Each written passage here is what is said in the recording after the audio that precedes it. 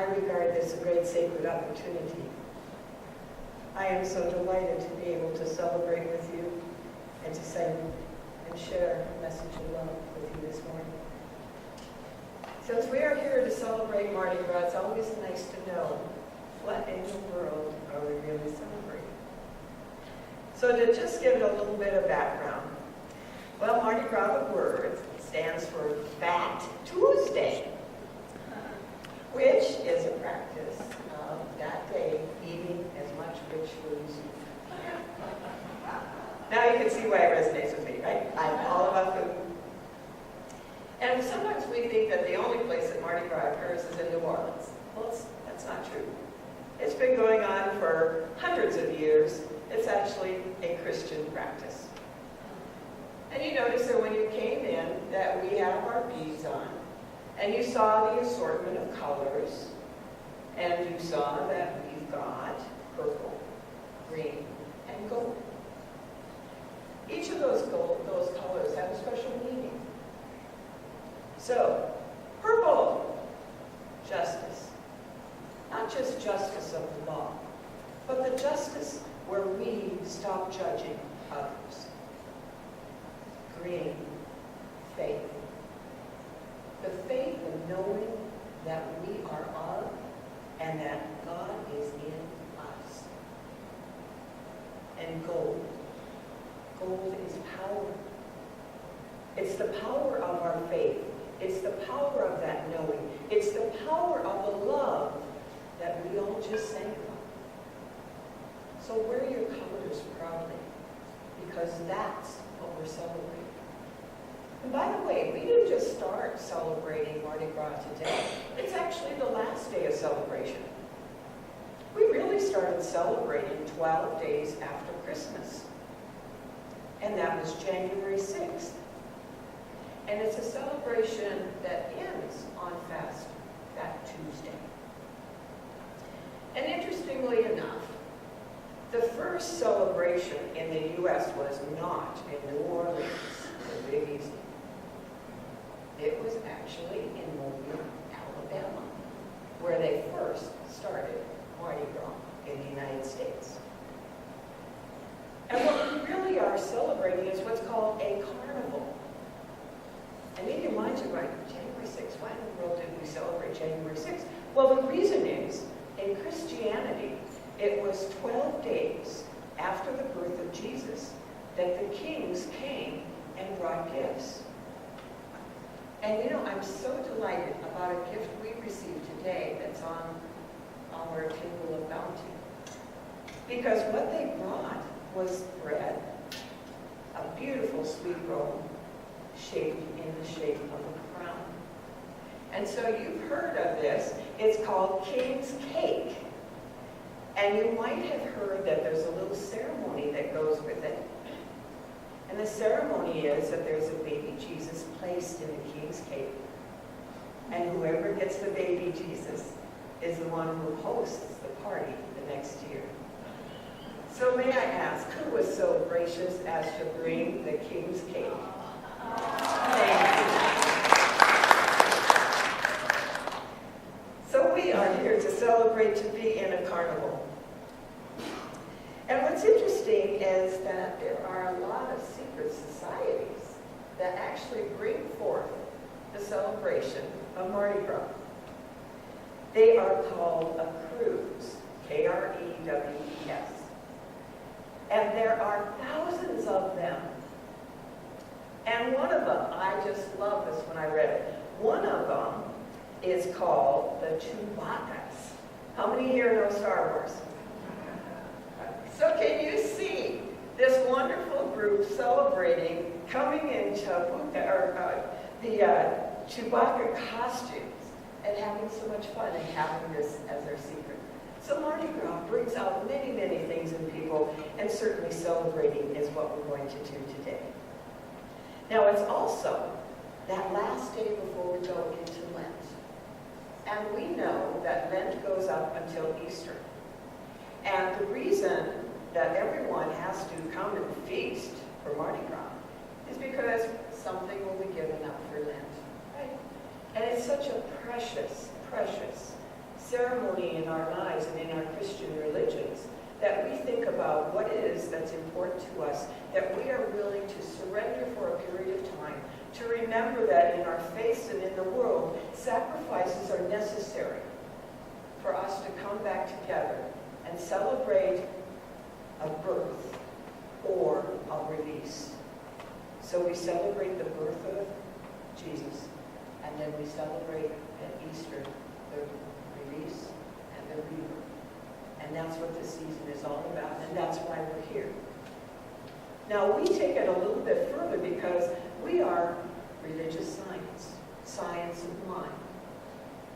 So, I'm going to take you through aspects that are more focused on the principles of science of mind. And by the way, I want to thank Felina. Felina's been trying to keep me on track, and that's a hard job, okay? So if you see her standing up and waiting, it's because she's trying to remind me that I forgot something. And I truly love her and appreciate that. So, we celebrated as a family to start our service. And we are not free of that family. Our family is always part of us. And there's this interdependence, a connection. We are celebrating together this Mardi Gras, which we celebrate every year. And we are going to celebrate interdependence. Because as it is written here by our leader, The Formation of Science of Mind by Ernest Holmes, his statements are so true for our interdependence. And in case the slide's a little vague for you, let me read that. People, things, institutions, methods, sciences, philosophies, they're all good. From each I shall learn everything that I can, and with deep gratitude acknowledge the good I am receiving from whatever source.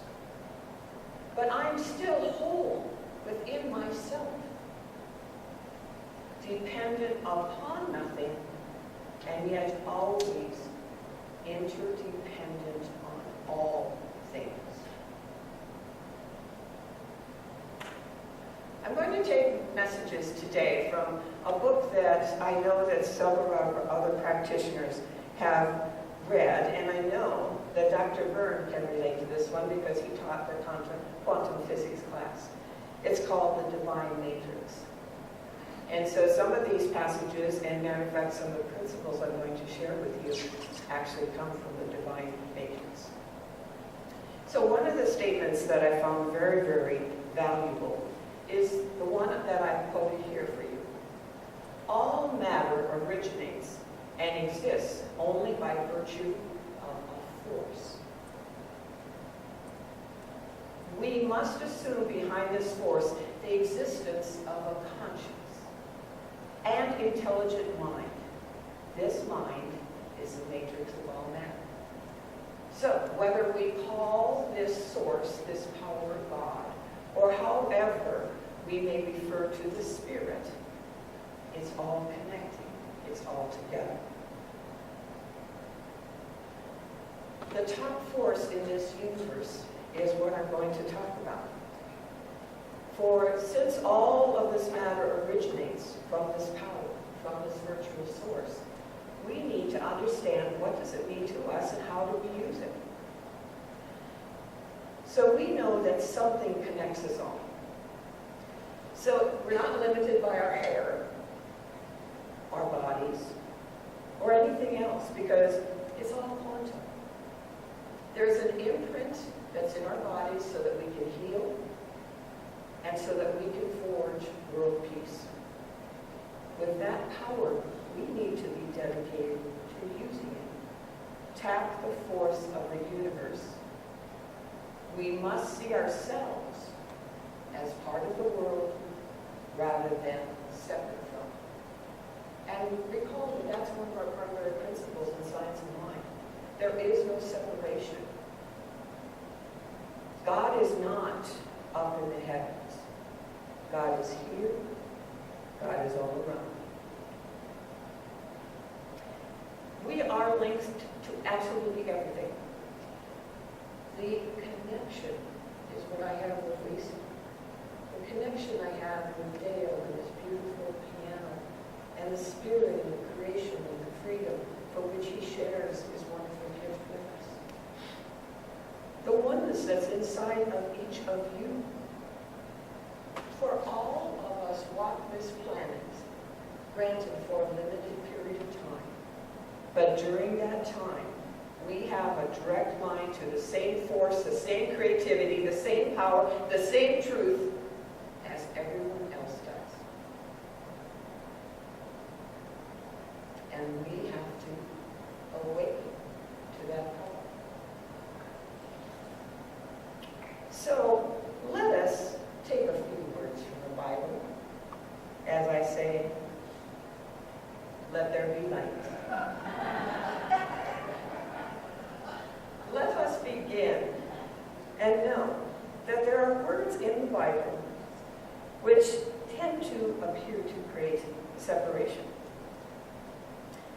Some of you know me a little bit, and I'll share my brief story. I was raised in a family where my mother was Lutheran, my father was agnostic.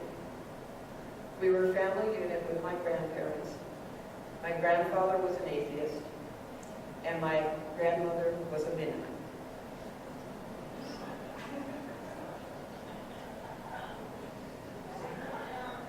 And bless my father, because I had a grandmother who wore nothing but dresses because she was from the Netherlands. She wore caps all the time, and yet she would be out in the barn milking cows. I saw the differences in cultures. And when I was 11, my dad gave me this Bible. And he said, Colleen, you know, I'm not sure about God. But I do know this. He said, the world, and much of it, operates based on this book. And he said, whether it's the determination of right or wrong in the eyes of others or yourself, it's important you know this book and that you understand where other people are coming from. And there began my study of the Bible.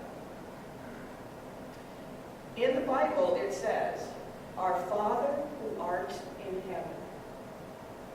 And that's something that I heard often, because I would visit the Lutheran Church on Wednesdays for children's school, where in Minnesota we got to leave school and go every Wednesday for an hour and a half of church study. Lutherans in Minnesota, you know, we brought church and state together. And I learned so much. The golden rules, all of that. And it was my father who said, do as you please with your spirituality. Now, interestingly enough, if you look at the studies of the Bible, the Aramaic texts have a different translation for our Father who art in heaven. The translation is, radiate one you shine within us, outside us. Even darkness shines when we remember you. So when we remember God, the Bible's translation, Aramaic, is that God is in us, which sets aside that concept that God is only in heaven. So I'm going to take you now through what can be what I call an action plan. We're going to take us through tapping the fourths after we recognize this divine matrix. There's the force, and now we're going to recognize connection. For connection, once something is joined, it is always connected, whether it remains physically linked or not. The air that is on the earth has been breathed by all generations, all of mankind, since mankind first came to the earth. The air that we breathe is the air that the animals breathe. We know that we should look to to nature to understand our role. Gloria referred to nature as part of how we meditate, how we release. We welcome that peace in our medications. Einstein believed that the past and the future are actually intertwined. He said the distinction between past, present, and future is a stubbornly resistant illusion.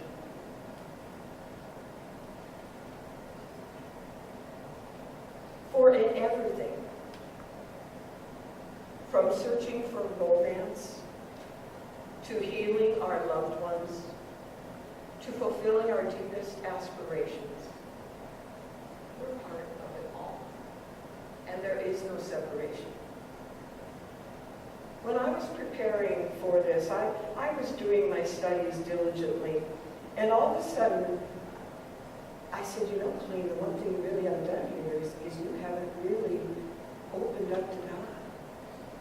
And I realized that no matter what the studies here are that I share with you, if I don't open myself up,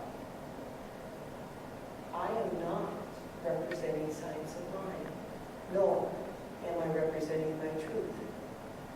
So when I came to this interdependence, and I came to the marriage of the future and the past and the present, I looked at all the things, glorious and sad, that have occurred in my life that made me so I could embrace my I am. I remember one day, I was in a relationship with a gentleman. I'd been in the relationship for a good 5 years. But he and I decided that our path was not going to be together in the future. But what we did decide is that we were going to stay strong friends because we enjoyed each other so much. And he was dear, and it was Memorial Weekend. He didn't have a date, I didn't have a date. So we said, let's get together and do something, right? So we planned it the day before that we would be getting together. So I got up that morning and I started calling him because I just wanted to lock in the time. We said that we would be getting together at 10 a.m. And I called and there was no answer. So even though he's a diabetic, he was a runner. So I thought, John's gone out for a run. So I didn't think too much of it, but then I waited another hour and then I made my call. And now, of course, I started judging, right? I started going, oh, doggone it, you know, here I could have been doing this and this, and here he let me down, we had plans, and I thought, what kind of friend is this, right? So I said, well, I'm going to make use of this date. And I decided to go out and mow the lawn. So I'm out there in my shorts and t-shirt, no makeup, no nothing, my hair's not done yet. And I'm mowing away, and all of a sudden, I'm only 3 rows into the backyard. And there's a voice talking to me. And he said, Colleen, there's something that's not right here. There's something that you need to do. And it was a voice that I couldn't shut out. So, you see me, I don't go out in public without any makeup or not dressed up, right? But I went straight into the house. I took my keys, I got in my car, and I went to John's apartment. When I got there, I started knocking on the door, and I could tell the apartment was locked from the inside. So I knew he was in there. And I also knew that since he's a diabetic, there can be issues. So I called the sheriff's department and asked for a wellness check. The sheriffs arrived and I managed to find an apartment manager, got the keys, and got him in there. John had had an insulin pump that malfunctioned and it overdosed him in his insulin. He had probably been laying there for 6 hours. And by this time, you can imagine all his bodily functions have gone out of control and he's basically unconscious. So he's rushed to the hospital, and thank you, God. Thank you for all the wonderful expertise in the hands of the physicians, because they saved him. And when he became conscious the next day in the morning, I went to see him. and he didn't know who I was. He was asked, who's the president? And he thought it was Lincoln. And so I just was, just dumbfounded. I thought this intelligent, humorous, capable person now has lost his awareness of the world. So I was talking to the medical expert, and he just said, Clay, don't worry. He said, the brain is amazing. He said, it heals. He said, within 24 hours, he will start recovering. His memory will return. And so I came back the next day, and yes, the brain, the mind had returned after being unconscious for hours. And that affirmed for me. Then I knew the power. I knew the power of God that was communicating to me to save the life of my dear friend. I knew the power of the mind, of the brain, to heal even after being shut down for hours. So that's why I know that we can tap the force of the universe. The force is always coming to us, and we just need to let it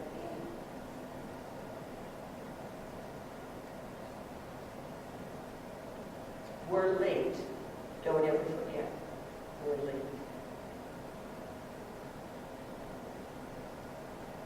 We are also always joined. The act of focusing our consciousness is an act of creation. The consciousness is created by us. Now, the reason that I wore a robe this morning was for another reason. Yesterday morning, I went to the laundromat to take my comforters to wash. And when I got to the laundromat, there was a gentleman in there who was in his robe, in sandals, and guess what kicked in? My judgment. Right? What is this? You couldn't even get dressed to come in, to wash your clothes and everything. And then I kind of let it whisk aside for a moment. And then he started singing. And it was the reminder to me of that connection, that there was God, no matter how it's dressed, what time of day, that all that goodness, that joy, that gift was there. And instead of me judging it, I needed to welcome it and love it. Our consciousness creates.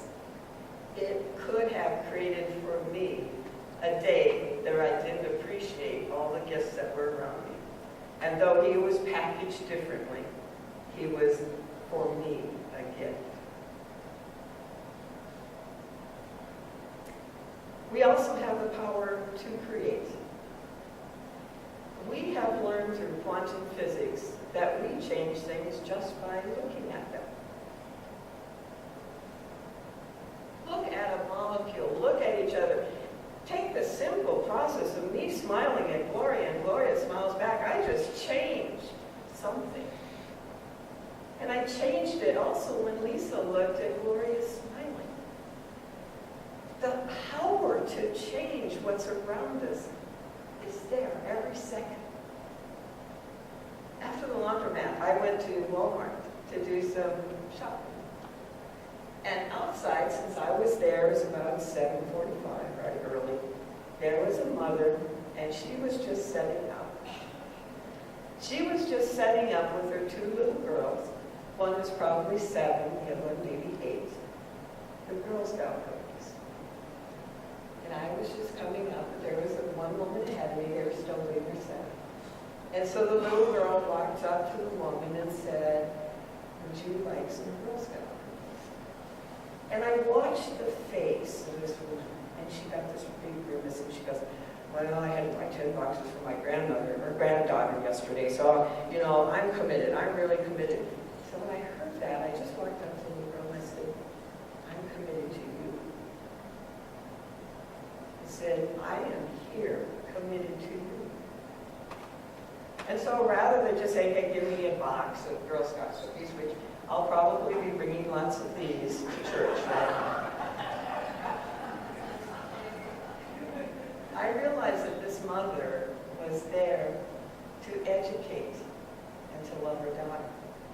So rather than the traditional pull my money out and everything, I said, you know, I love Girl Scout cookies. My favorites, you know, even the ones with the names. I said, I really like the lemon ones, and then I like the ones with the chocolate and the peanut butter. And it created an opportunity for the mother to ask her daughter, all right, which ones are those? Taking time, right? And then she picked out the right ones. And then rather than just assuming I knew it was $8, I said, please tell me, how much is it per box? And then I also had her count the money out loud. Okay? My awareness was so ramped up from doing the studying and the reading that I realized every moment in life is about compassion. And it's about taking the power that we've been given to use it. And it takes time. But when that little girl was affirmed, she knew which cookies, she knew how much they cost, and she was the one who counted back the money to me. She was ready for the day. And I fulfilled my commitment. There's a story here that Greg Braden tells us. When Greg went to Tibet, he went to see the monks. When he was visiting the monks, he had to walk through these dark corridors, and it was dank, and it was gray, and there was yak butter. No, yak butter wasn't good. So they get butter that they make from yak milk. And here in the monastery, there was that all along. So this was a situation where clearly understood what the environment was for the monk. And so what he was there to do was to ask the monk, why is man here? What is our purpose? And of course, he had booked hours to be with this monk, right? He thought, I'm going to learn everything, and I'm going to be here for a long time talking to him. And what the monk did was slowly look up from his study, looked at him, and said,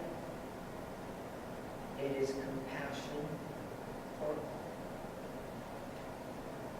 And he started asking question after question.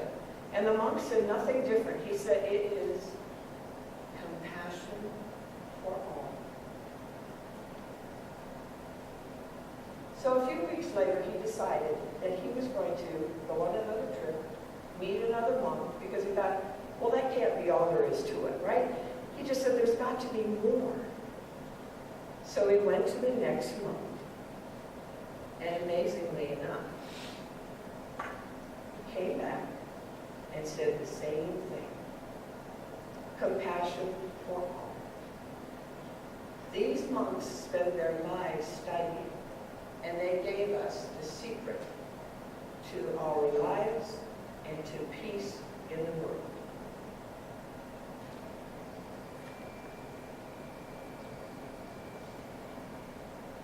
Now that we know we've got our power, and that our power is love and it's our truth, we need to recognize that it's our awareness that becomes our reality. The force of our awareness becomes the reality of our world. So if we see the lotus blossoms and we take time to see the beauty and we appreciate others and we have compassion for others, that is our reality. After 9/11, there were so many people that came and said, why did they do that? What is it in the world that caused this? I didn't ask that question. I knew. I had seen the hatred that we've displayed, the war, the battle, the destruction that we enter in the world. Why was anyone asking why they did that? We get back what we put out. So, why do I say that? It's because because we have that power to create our reality. And there have been so many studies that have confirmed this.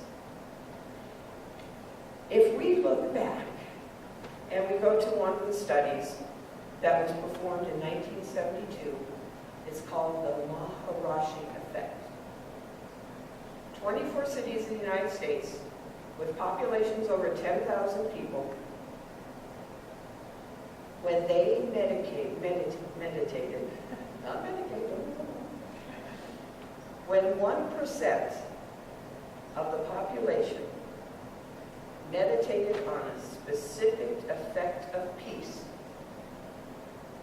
that meditation brought forward peace that was mirrored around the world. We didn't stop there. We had to test it again in 1988. There was an international peace project in the Mideast. The Lebanese War was going on at that time. We trained practitioners in transcendental meditation for peace.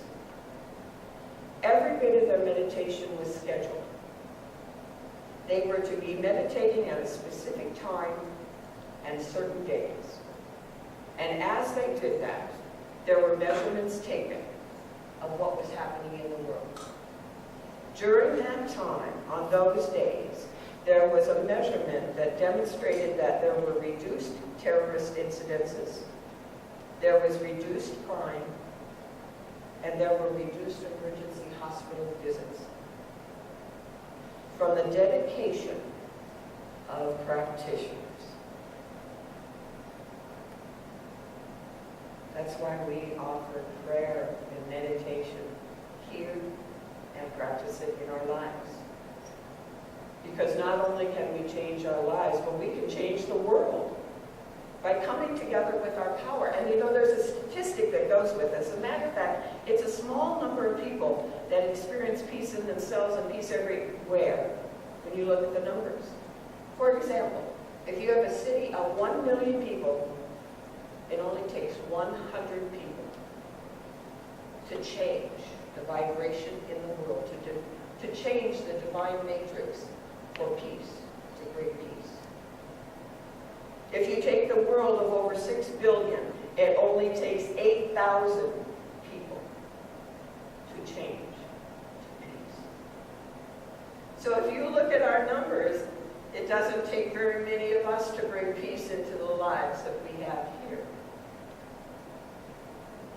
We all have the power to change, to make this world the way we want it to be, to see it, to feel it, to love each other. Through meditation, through the practice of the spiritual principles that we have. In the King James Bible, there's a quote. It says, "Ask and you shall receive."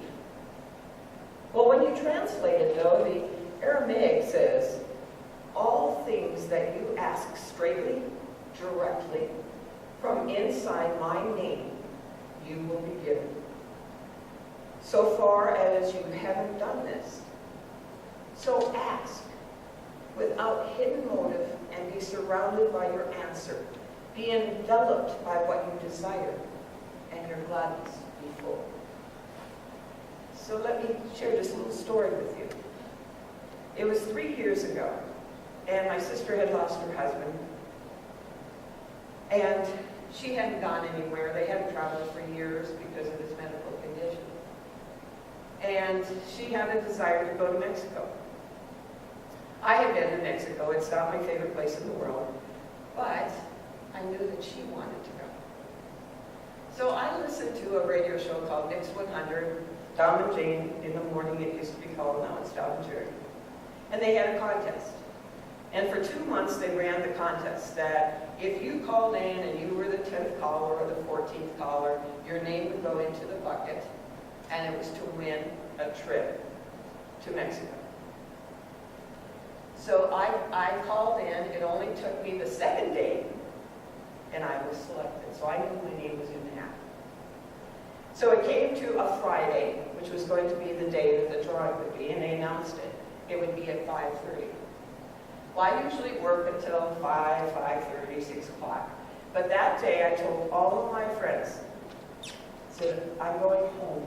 It's 4:30, I'm going home. And they said, why? And I said, because at 5:30 today, they're going to call my name. And I'm going to win a trip to Mexico for my sister.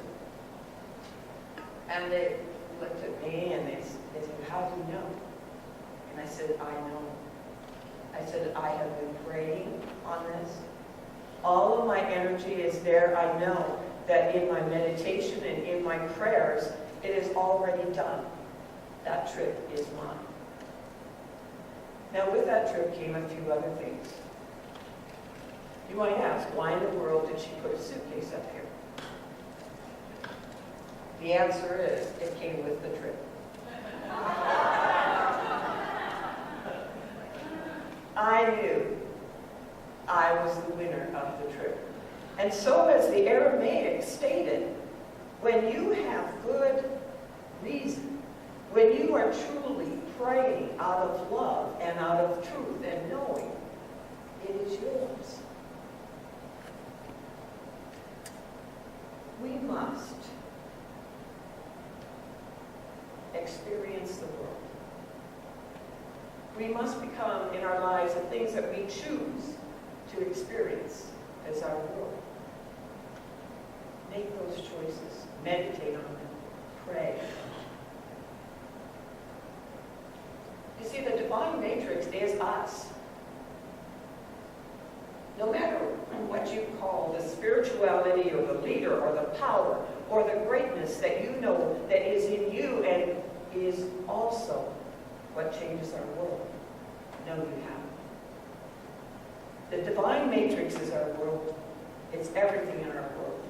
Whether we love, hate, create, no matter what the experience, it's part of this divine matrix. Our innermost passions, dreams, and desires are ours. When we take the time to pull together our power, our creativity, our love, our compassion, and our joy. And with that, I wish you a wonderful celebration of this great day, of a feast which is waiting for us. So thank you.